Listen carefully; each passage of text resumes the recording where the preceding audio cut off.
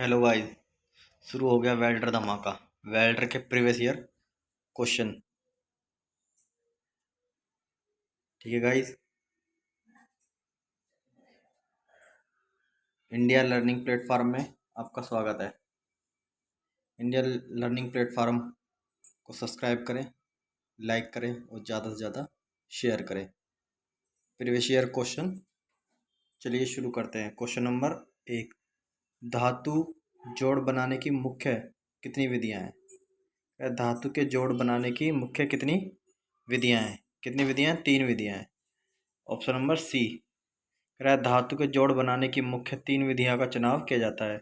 एक तो अस्थायी जो द्वारा जोड़ों की सुविधापूर्वक खोला हुआ बनाया जा सकता है। दूसरा दूसरे नंबर का है अर्धस्थायी जोड़। ऐसे स्थानों पर प्रयोग किए जाते हैं जहां अवयवों को खोलने की संभावना बहुत कम होती है। और तीसरा नंबर है स्थायी जोड़ का प्रयोग स्थायी रूप से जोड़ने के लिए किया जाता है। इन्हें पुनः खोलना आसान नहीं होता। तो ऑप्शन नंबर इसका सी राइट आंसर था। नेक्स्ट क्वेश्चन कह रहा अस्थायी जोड़ नहीं है। कह रहा कौन सा अस्थायी जोड़ नहीं है? तो कौन सा नहीं है? कह रहा नट बोल्ट, स्टड, सीम जोड़, स्क्रू।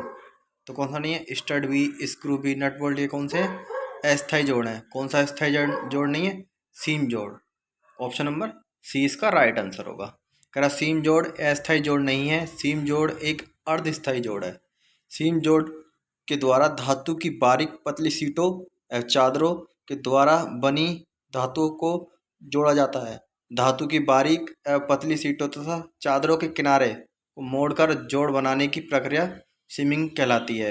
यह जोड़ सीम जोड़ कहलाता है। नट, बोल्ट, स्टड तथा स्क्रू एक अस्थायी जोड़ है। नेक्स्ट क्वेश्चन कह रहा निम्न में अर्ध स्थायी जोड़ का प्रकार कौन सा है? अर्ध स्थायी जोड़ का प्रकार तो रिवेट जोड़ भी अर्धस्थायी है, सीम जोड़ भी अर्धस्थायी है और शोल्डर जोड़ भी अर्धस्थायी है। तो इसका option number D right answer होगा। कह रहा है अर्धस्थायी जोड़। कह रहा है अर्धस्थायी जोड़ का प्रयोग किया जाता है। कहाँ किया जाता है? जहाँ अवयवों को खोलने की संभावना बहुत कम हो। अर्धस्थायी जोड़ का प्रयोग वहीं तो कहाँ करा जाएगा? जहाँ पे उसको एक बार लगाने के बाद खोलने की संभावना बहुत कम हो। ऑप्शन नंबर इसका ए राइट आंसर है। कह रहा अर्धस्थायी जोड़ का प्रयोग वहाँ किया जाता है जहाँ अवयवों को खोलने की संभावना बहुत कम हो। इस प्रकार के जोड़ों को प्रयोग होने वाले बंधक जोड़ को खोलने पर वे नष्ट हो जाते हैं, परंतु अवयव सुरक्षित रहते हैं। ऑप्शन नंबर ए इसका राइट आंसर था। नेक्स्ट क्वेश्चन कह रहा था रिवेटिंग जोड़ का प्रकार कौन सा है? रिवेटिंग जोड़। तो रिवेटिंग जोड़ का कौन सा प्रकार है? रिवेटिंग जोड़ का प्रकार कौन सा है? ऑप्शन नंबर सी, यानी कि ऑप्शन नंबर ए रिवेटिंग जोड़ और लैप जोड़ दोनों। रिवेटिंग और लैप दोनों जोड़।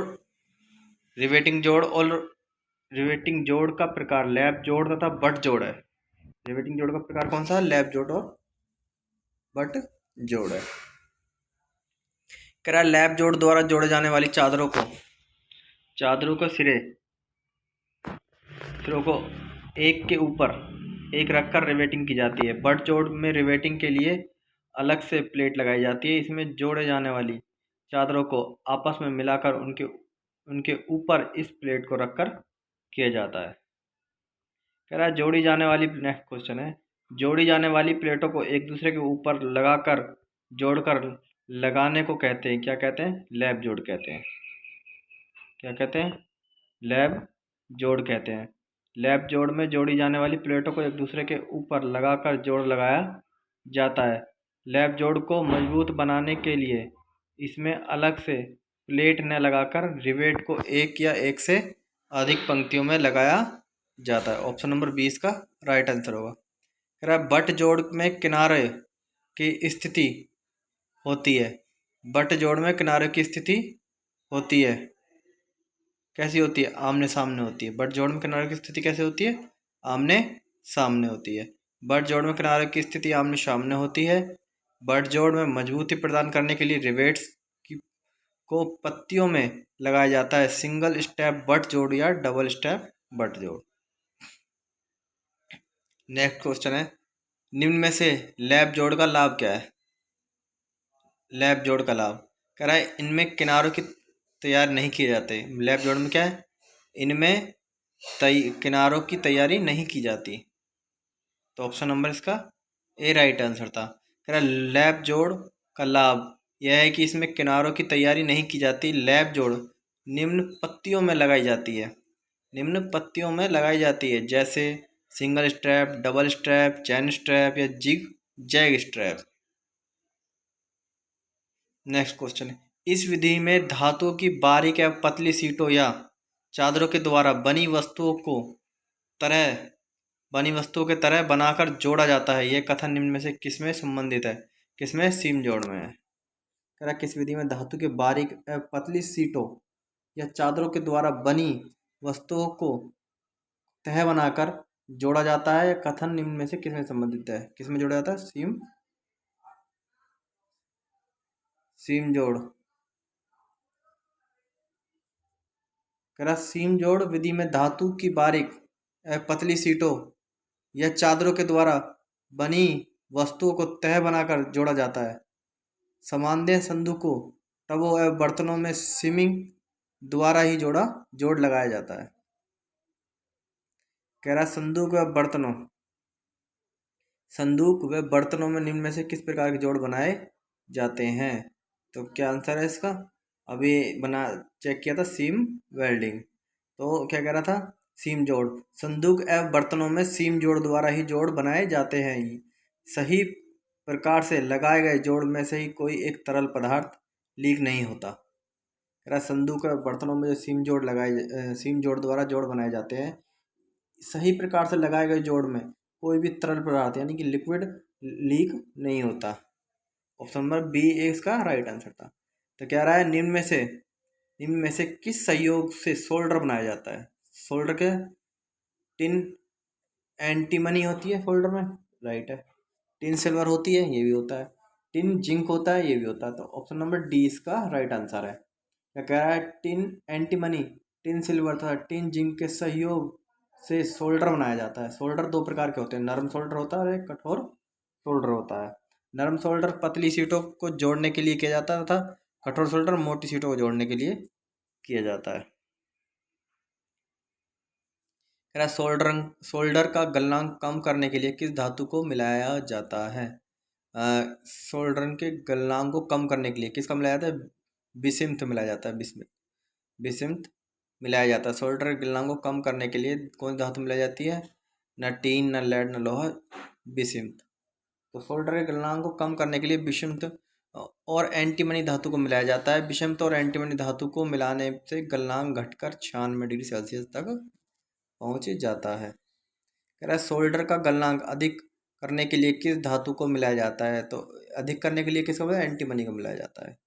अधिक के लिए एंटीमनी और कम करने के लिए बिस्मथ का प्रयोग किया जाता है। बिस्मथ का प्रयोग कम करने के लिए और गलनांक को अधिक करने के लिए एंटीमनी का प्रयोग किया जाता है। एंटीमनी कह रहा है सोल्डर का गलनांक अधिक करने के लिए एंटीमनी धातु को मिलाया जाता है। इसका गलनांक 450 डिग्री सेल्सियस के ऊपर होता है। ऑप्शन नंबर ए इसका राइट आंसर था। कह रहा सुरक्षा सोल्ड सूक्ष्म सोल्ड में टिन और लेड का अनुपात होता है। सूक्ष्म सोल्डर में टिन और लेड का अनुपात कितना? 60-40 होता है। कितना? 60-40। आरआरबी बम्बई भोपाल दो जगह पूछा हुआ क्वेश्चन है। ज़्यादा से ज़्यादा लाइक करें गाइस, शेयर करें। इसी प्रकार से प्रीवियस ईयर क्वेश्चन चलते रहेंगे, एक से एक क्वेश्चन सारे। अब देखो नेक्स्ट क्वेश्चन, ये आरआरबी रांची एलपी 2005 में आया। सारे क्वेश्चन पूछे हुए हैं, आए हुए क्वेश्चन सारे प्रीवियस ईयर के क्वेश्चन हैं। ज़्यादा से ज़्यादा गाइस लाइक करें, शेयर करें। और इसका जो पीडीएफ है आपको मिल जाएगा डिस्क्रिप्शन में। यूज़र नेम मिल जाएगा टेलीग्राम का, इंडिया लर्निंग प्लेटफॉर्म के नाम से टेलीग्राम का नाम है, वो ज्वाइन कर लें। वहीं पे आपको पीडीएफ भी मिल जाएगा इसका। नेक्स्ट क्वेश्चन क्या कह रहा है? नरम सोल्डर का गलनांक कितना होता है? मेल्टिंग पॉइंट कितना होता है? 450 डिग्री से कम। कह रहा है निम्न सोल्डर का नर्म सोल्डर का गलनांक कितना होता है? मेल्टिंग पॉइंट 450 डिग्री से कम होता है। ऑप्शन नंबर 20 का राइट आंसर है। नेक्स्ट क्वेश्चन कह रहा है एक अच्छे फ्लक्स में निम्न में से कौन सा गुण होना चाहिए। एक अच्छे फ्लक्स में कौन सा गुण होना चाहिए। इसकी बेस मेटल या सोल्डर की मेटल में रासायनिक क्रिया नहीं होनी चाहिए। एक अच्छे फ्लक्स में इनमें से कौन सा गुण होना चाहिए। कौन सा। ऑप्शन नंबर सी इसका राइट आंसर था। कौन सा था। एक अच्छे फ्लक्स में यह गुण होना चाहिए कि इसकी बेस मेटल या सोल्डर की जो मेटल की रासायनिक क्रिया नहीं होनी चाहिए। Option number question number next कह रहा है सोल्डर फ्लक्स निम्न में से किस में से कार्य करता है। कह रहा है सोल्डर फ्लक्स निम्न में से किस से कार्य करता है। किससे कार्य करता है। सोल्डर करने वाली वाली सतह से ऑक्साइड को खोलकर बाहर ले आता है। पिघले हुए सोल्डर को ऑक्साइड बनाने से रोकता है। सोल्डरिंग आयरन का ताप जोड़ के तल में पहुंचने में सहायता करता है। कह रहा है सोल्डरिंग फ्लक्स में इनमें से क्या करता है। सोल्डर करने के लिए करने वाली सतह को ऑक्साइड को खोलकर बाहर ले आता है। पिघले हुए सोल्डर के ऑक्साइड बनाने से रोकता है। सोल्डरिंग आयरन को ताप जोड़ के तल में पहुंचने में सहायता करता है। तो ऑप्शन नंबर इसका डी राइट आंसर है। कह रहा है आयरन सील्ड के लिए किस फ्लक्स का प्रयोग किया जाता है। आयरन सील्ड के लिए किस फ्लक्स का प्रयोग किया जाता है। अमोनिया क्लोराइड का। किसका। अमोनिया क्लोराइड का प्रयोग किया जाता है। ऑप्शन नंबर कहाँ गया। कह रहा है आयरन सील्ड के लिए किस फ्लक्स का प्रयोग किया जाता है। अमोनिया क्लोराइड का। ऑप्शन नंबर 20 का राइट आंसर है। Okay guys.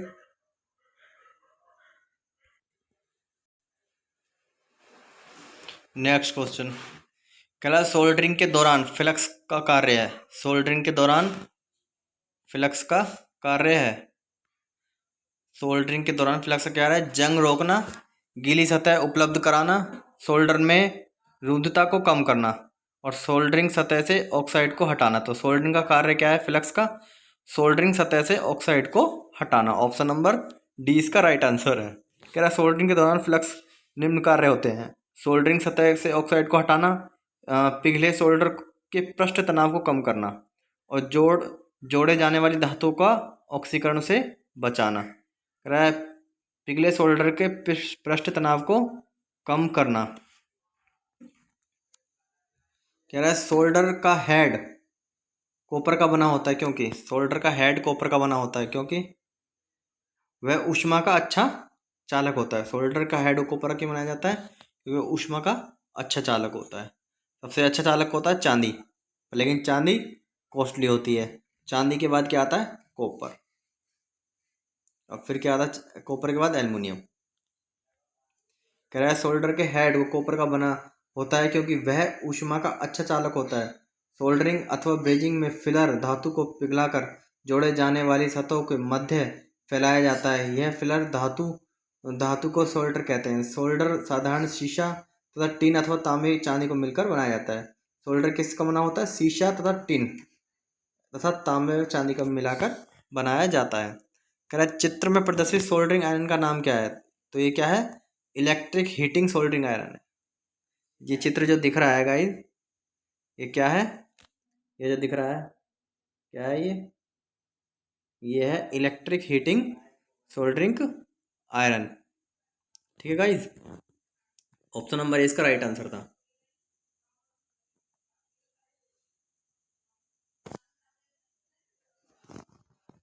कह रहा है नीचे चित्र में नीचे चित्र में किस प्रक्रम को दर्शाया गया है। नेक्स्ट क्वेश्चन है नीचे चित्र में किस प्रक्रम को दर्शाया गया है।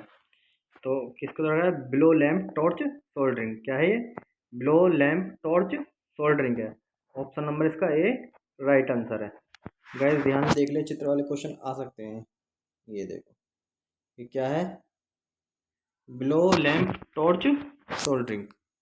ठीक है ऑप्शन नंबर इसका ए राइट आंसर है। क्या कह रहा है, चित्र में बिलो लैंप टॉर्च सोल्डरिंग दिखाया गया है। इस विधि से सोल्डरिंग करने के लिए गैस टॉर्च द्वारा ऊष्मा प्राप्त की जा सकती है।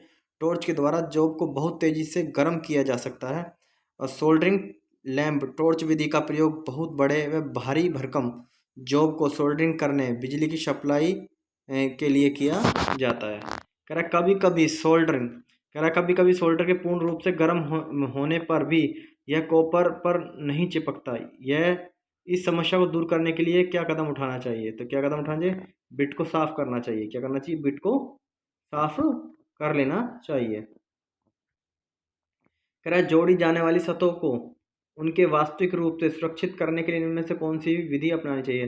तो सोल्डरिंग और ब्रेजिंग दोनों विधि अपनानी चाहिए। Option number C right answer है। कह रहा है जोड़ी जाने वाली सतहों को अपने वास्तविक रूप में सुरक्षित करने की सोल्डरिंग और ब्रेजिंग विधि। सोल्डरिंग का प्रयोग रेडियो ट्रांजिस्टर तथा उनके इलेक्ट्रॉनिक उपकरणों के निर्माण में किया जाता है। ब्रेजिंग सोल्डरिंग की अपेक्षा अधिक शक्तिशाली होती है। ब्रेजिंग जो है सोल्डरिंग की अपेक्षा अधिक शक्तिशाली होती है। कह रहा निम्न में से किस जोड़ सबसे अधिक कमजोर होता है? कौन सा जोड़ सबसे अधिक कमजोर होता है? तो सोल्डरिंग का जोड़। सोल्डरिंग का जोड़ सबसे अधिक कमजोर होता है क्योंकि ये इलेक्ट्रिसिटी, छोटे पुर्जे जैसे रेडियो हो गए, टेलीविज़न हो गए, इनमें इसका इस्तेमाल किया जाता है सोल्डरिंग का, इलेक्ट्रिसिटी के उपकरण में। तो ज़्यादा ये मजबूत नहीं होते। कह रहा है सोल्डरिंग जोड़ सबसे अधिक कमजोर होते हैं। यह हल्के जोड़ बनाने के लिए सर्वोत्तम है। दो या दो से अधिक धातुओं को पार्ट्स को सोल्डर के माध्यम से जोड़ने की प्रक्रिया सोल्डरिंग कहलाती है। इसमें टीन तथा लेड धातु का मिश्रित होता है। ये कोई पूछ लिया जाता है, ये वाली लाइन। किसमें? टीन तथा लेड धातु का मिश्रण होता है। मिश्रण करके सोल्डर बनाया जाता है। इसका प्रयोग सीम जोड़ के लीक प्रूफ बनाने में किया जाता है। कह रहा है ब्रेजिंग के लिए प्रयुक्त फ्लक्स। ब्रेजिंग के लिए कौन सा प्रयुक्त है? बोरेक्स। ब्रेजिंग के लिए प्रयुक्त फ्लक्स के रूप में बोरेक्स का प्रयोग किया जाता है। इसमें तांबा, जिंक, चांदी का प्रतिशत मात्रा 50 या तांबा 50% होता है और जिंक 30% और चांदी 20% होती है। कह रहा है ब्रेजिंग करने के लिए प्रयोग होने वाली फिलर धातु का एक अन्य नाम क्या है? स्प्लेटर। ब्रेजिंग करने के लिए प्रयोग होने वाली फिलर धातु का एक अन्य नाम क्या है? स्प्लेटर है। ब्रेजिंग करने के लिए प्रयोग होने वाली फिलर धातु का अन्य नाम स्प्लेटर या स्प्लेटर तांबा और जिंक से बनने वाली एक मिश्र धातु होती है। ब्रेजिंग प्रक्रिया में प्रयुक्त स्प्लेटर के द्वारा तांबा, पीतल, जिंक, स्टील आदि धातुएं जोड़ी जाती हैं। कह रहा है ब्रेजिंग के प्रकार बिलो पाइप ब्रेजिंग, भट्टी ब्रेजिंग, टार्च ब्रेजिंग, ये सभी। जॉब को गर्म करने की विधि के आधार पर ब्रेजिंग की विधियां निम्न है। बिलो पाइप ब्रेजिंग, भट्टी ब्रेजिंग, टॉर्च ब्रेजिंग, निर्वात brazing, induction brazing, tip brazing और सिल्वर ब्रेजिंग। तो ये 7 टाइप्स बता रखे हैं इसमें। कह रहा है सोने के गहने की ब्रेजिंग करने की प्रयुक्त विधि कौन सी है? तो below pipe brazing. Below pipe brazing के द्वारा ही करते हैं सोने, जो सुनार वगैरह जो करते हैं, जो पीछे चित्र भी आया था बिलो पाइप ब्रेजिंग का, उसी के द्वारा करते हैं। सोने के गहनों की ब्रेजिंग के लिए बिलो पाइप ब्रेजिंग प्रयुक्त विधि है। इसमें ब्रोजिंग करने वाली वस्तु को एक चारकोल के टुकड़े में रखकर छोड़ के ऊपर फ्लक्स लगाकर फिलर धातु का टुकड़ा रख दिया जाता है। अब एक लैंप या मोमबत्ती की ज्वाला को ब्लो पाइप और मुंह की सहायता से जोड़ पर फूंका जाता है। कह रहा है गंधक के बुरे प्रभाव को खत्म करने के लिए फिलर धातु का किसका उपयोग किया जाता है? फिलर धातु में किसका? मैग्नीज का इस्तेमाल किया जाता है। गंधक के बुरे प्रभाव को खत्म करने के लिए फिलर धातु में किसका उपयोग किया जाता है? मैग्नीज का इस्तेमाल किया जाता है। नेक्स्ट क्वेश्चन कह रहा है ब्रेज वेल्डिंग निम्न में से कौन से कार्य फ्लक्स का नहीं है? कह रहा है ब्रेज वेल्डिंग में निम्न में से कौन सा कार्य फ्लक्स का नहीं है? कौन सा नहीं? फिलर धातु को गलने से पूर्व वाष्पीकरण करना। कह रहा है ब्रिज वेल्डिंग में निम्न में से कौन सा कार्य फ्लक्स का नहीं है? कौन सा नहीं है? फिलर धातु के गलने से पूर्व वाष्पीकरण। कह रहा है ब्रिज वेल्डिंग में फिलर धातु के गलने से पूर्व वाष्पीकरण का कार्य फ्लक्स नहीं है। ब्रिज वेल्डिंग में फ्लक्स का कार्य जोड़ की रासायनिक सफाई, जोड़ की अशुद्धियां हटाना तथा गलित फिलर धातु का सरल बहाव है। कर चित्र में ब्रोजिंग की किस विधि को दर्शाया गया है? तो कौन सी विधि है? Blow pipe bridging. Blow pipe browsing जो सुनार जो इस्तेमाल करते हैं इसी का करते हैं। चित्र में ब्रोजिंग की किस विधि को अपनाया गया है? Blow pipe bridging. RRB Jammu Kashmir LP 2010 में पूछा गया क्वेश्चन है। गाइस ज़्यादा से ज़्यादा लाइक करें, शेयर जरूर करें भाई, सब सब्सक्राइब करें, जिससे कि हमें पता लगे कि हाँ आपको क्लास पसंद आ रही है। लाइक करें भाई। लगभग 1 से 1.5 किलोग्राम कार्यखंड की अधिक संख्या में ब्रेजिंग करने के लिए इस विधि का उपयोग किया जाता है। इस विधि का उपयोग किया जाता है। दिया गया कथन किस ब्रेजिंग विधि से संबंधित है? किससे? भट्टी ब्रेजिंग से है। किससे? भट्टी ब्रेजिंग में 1 से 1.5 किलो कार्यखंड की अधिक संख्या में ब्रेजिंग के लिए किस विधि का उपयोग किया जाता है? भट्टी ब्रेजिंग का। एल्युमिनियम के लिए प्रयुक्त फिलर अलॉय का मिश्रण। एल्युमिनियम के लिए प्रयुक्त फिलर का अलॉय मिश्रण क्या कहता है? एल्युमिनियम 85%, सिलिकॉन 10% और कॉपर 4%। तो option number A right answer है इसका। एल्युमिनियम 85%, सिलिकॉन 10% और कॉपर 4%। तो ऑप्शन नंबर ए इसका राइट आंसर था।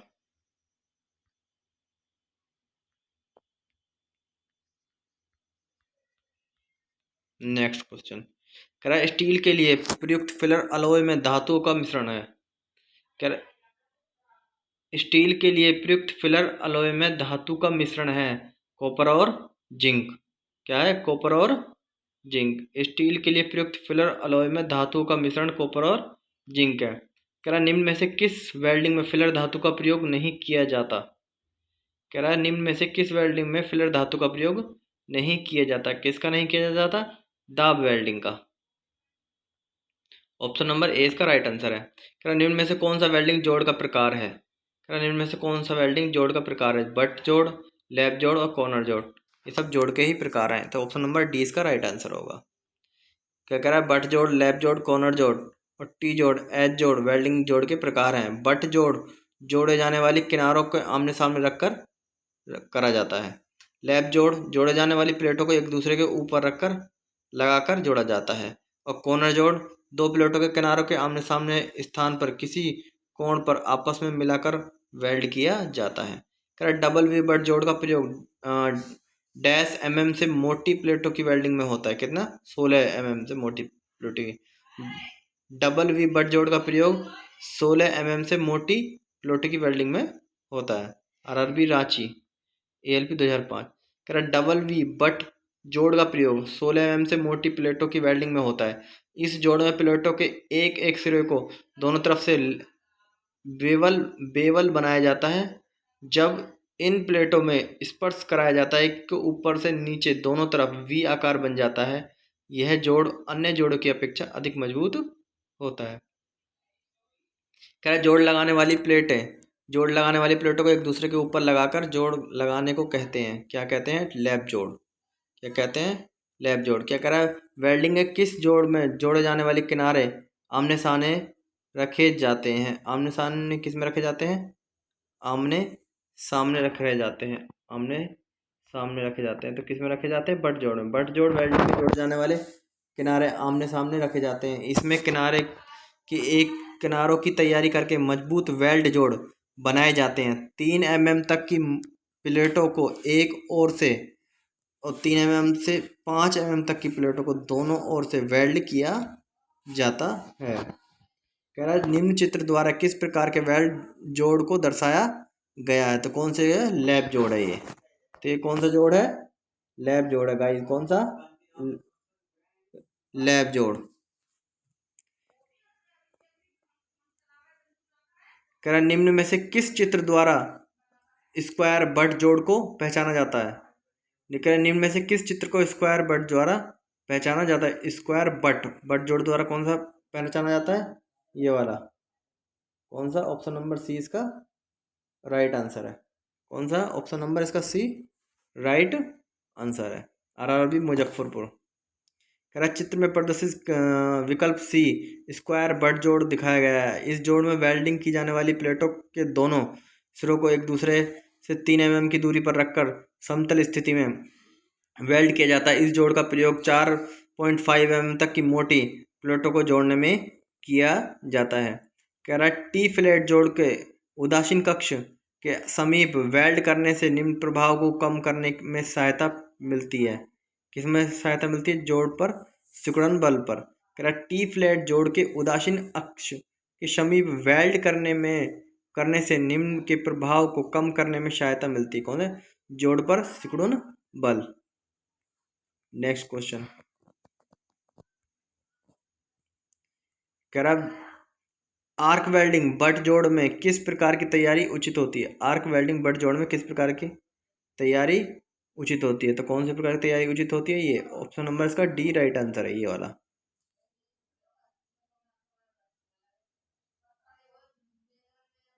हाँ, ऑप्शन नंबर डी इसका राइट आंसर है। कह रहा आर्क वेल्डिंग बट जोड़ में चित्र द्वारा प्रदर्शित सिंगल यू बट जोड़ दिखाया गया है। सिंगल यू बट जोड़ में दोनों प्लेटों के किनारे के सिरों को एक तरफ से आधे यू के आकार में वेबल किया जाता है। जब उन्हें एक साथ स्पर्श करा कर रखा जाता है तो यू आकार का वेबल बनता है, जिसे धातु से भरकर वेल्ड कर दिया जाता है। कह रहा है टी फ्लैट जोड़ के दूसरे रन को वेल्ड करने के लिए इलेक्ट्रोड किस कोण पर रखा जाता है? तो इलेक्ट्रोड कौन से कोण पर रखा जाता है? पहले भी क्वेश्चन आया था, 40 डिग्री से लेकर 50 डिग्री के बीच में रखा जाता है। तो इसका ऑप्शन कौन सा था? 40 से बीच, यानी कि ये वाला ऑप्शन दे रखा है 45 से 50। क्या? 45 से 50, ऑप्शन नंबर इसका बी राइट आंसर है। कह रहा है टी फ्लैट जोड़ को एक दूसरे के रन को वेल्ड करने के लिए इलेक्ट्रोड को 45 से 50 डिग्री कोण पर रखना पड़ता है। टी फ्लैट जोड़ द्वारा 3 mm से कम मोटाई वाली प्लेटों को ही जोड़ा जा सकता है। अधिक मजबूत टी जोड़ प्राप्त करने के लिए इसके दोनों सिरों को वेल्ड करना चाहिए। कह रहा पतली चादरों को किनारों की तैयारी निम्नलिखित में से किस विधि द्वारा की जाती है? किनारे की तैयारी की हाथ के द्वारा की जाती है। कह रहा वेल्डिंग में हाथ द्वारा किनारों की तैयारी हेतु कटाई निम्न में से किस औजार द्वारा की जाती है? कि छेनी के द्वारा, हथौड़ा के द्वारा, हेक्सक द्वारा। मतलब ऑप्शन नंबर डी इसका राइट आंसर होगा। आरआरबी सिकंदराबाद एएलपी 2008 में आया। गाइस लाइक करें और शेयर करें। भाई देखो सारे क्वेश्चन कहीं ना कहीं आए हुए हैं। इसी तरीके से चलती रहेगी जब तक ये पेपर आएगा ना एएलपी का, जब तक एक ये क्लास ऐसी ही चलती रहेगी। और जब तक कम से कम हम 5 से 7 हज़ार क्वेश्चन कर देंगे। और 5 से 7 हज़ार क्वेश्चन लगा लो कितनी हेल्प करेंगे। वेल्डिंग में हाथ द्वारा किनारों की तैयारी हेतु कटाई के लिए छेनी, हथौड़ा तथा हैक्सा औजार का प्रयोग किया जाता है। इससे कटाई के बाद प्राप्त सतह खुरदरी होती है, जिसे समतल रखने के लिए रेती की सहायता ली जाती है। जॉब के किनारे वी, यू, जे या वेवल आकार से बनाने के लिए सर्वप्रथम निम्न में से प्रथम पद के रूप में क्या किया जाता है? तो डिजाइन के माप के अनुसार मार्किंग की जाती है। क्या करा जाता है? डिजाइन के माप के अनुसार मार्किंग की जाती है। कह रहा है किनारों की तैयारी है तो अधिक मोटी चादर को किसके द्वारा काटा जाता है? किसके द्वारा? गैस कर्तन के द्वारा, गैस कटर के द्वारा। क्या? गैस कर्तन, गैस कर्तन यानी कि गैस कटर के द्वारा काटा जाता है। नेक्स्ट क्वेश्चन है मशीन द्वारा किनारों की तैयारी हेतु निम्न में से कौन सी मशीन की प्रयोग लाई जाती है? कौन सी? सेपर भी की जाती है, प्लेनर भी की जाती है, ड्रिलिंग भी की जाती है। मशीन द्वारा किनारों की तैयारी करने हेतु निम्न में से कौन सी मशीन का? सेपर भी, प्लेनर भी, ड्रिलिंग भी। कौन सी? ऑप्शन नंबर डी इसका राइट आंसर होगा। मशीन द्वारा किनारों की तैयारी हेतु सेपर, प्लेनर, ड्रिलिंग और मिलिंग तथा लैथ मशीन का प्रयोग किया जाता है। 5 मशीन, मतलब कौन कौन सी? सेपर, प्लेनर, ड्रिलिंग, मिलिंग तथा लैथ मशीन का प्रयोग किया जाता है। सेपर मशीन के द्वारा सीधी कटाई की जाती है और प्लेनर मशीन अधिक लंबे जॉब के किनारे काटने के काम आती है और ड्रिलिंग मशीन किसी जॉब में सुराख करने के काम आती है। ड्रिलिंग मशीन किस में? सुराख करने के काम आती है। अधिकतर बिजली वालों के पास पाई जाती है ड्रिलिंग मशीन। जॉब के किनारों को निम्न में से किस आकार में बनाने के लिए डिजाइन की माप के अनुसार मार्किंग की जाती है? क्योंकि भाई डिजाइन कौन सी? यू भी की जाती है, वी भी की जाती है, जे भी की जाती है। तो यानी ऑप्शन नंबर डी इसका राइट आंसर है। नेक्स्ट क्वेश्चन, यह मशीन अधिक लंबे जॉब के किनारे मशीन मशीनिंग करने के काम आती है। यह कथन निम्न में से किस मशीन से संबंधित है? तो ये किस मशीन से संबंधित है? तो ये मशीन से प्लेनर मशीन अधिक लंबे जॉब के किनारे मशीनिंग करने के काम आती है। यह मशीन सीधी कटाई करती है। ऐसे जो सेपर मशीन द्वारा नहीं काटे जाते, उनकी कटाई के लिए प्लेनर मशीन का प्रयोग किया जाता है। किनारों की तैयारी करने एवं कर्तन के पश्चात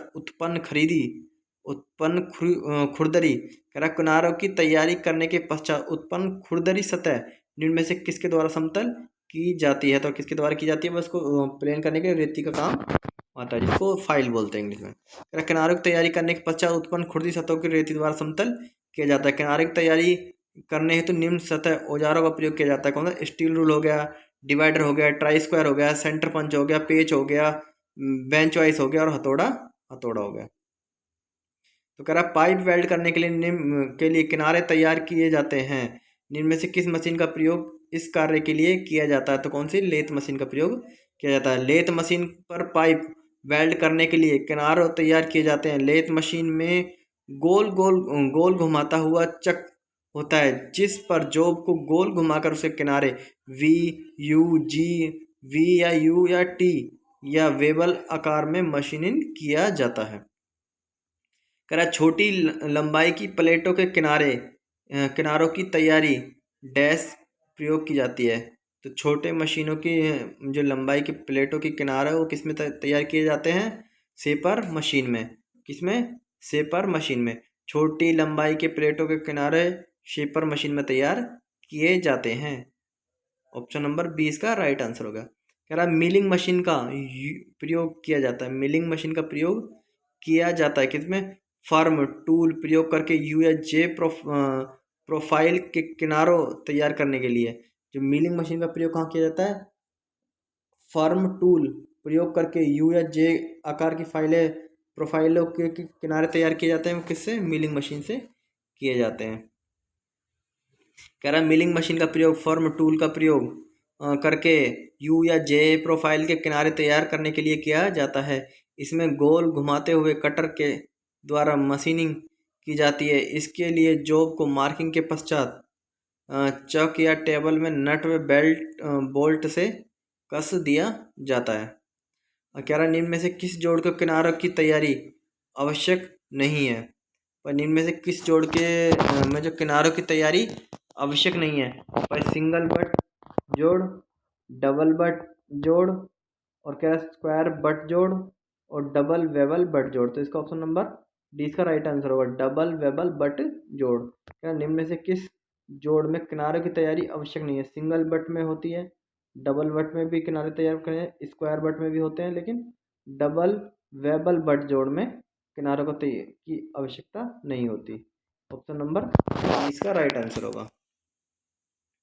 तो गाइस ज़्यादा से ज़्यादा लाइक करें, शेयर करें। आज के लिए यहीं तक है क्वेश्चन, बाकी कल कराएंगे नेक्स्ट।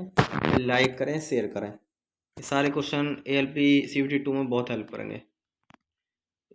कम से कम 6-7 हज़ार क्वेश्चन कराने वाला हूँ मैं। ऐसे ही चलता रहेगा। ये इसमें 4,000 के प्लस क्वेश्चन है इस बुक में।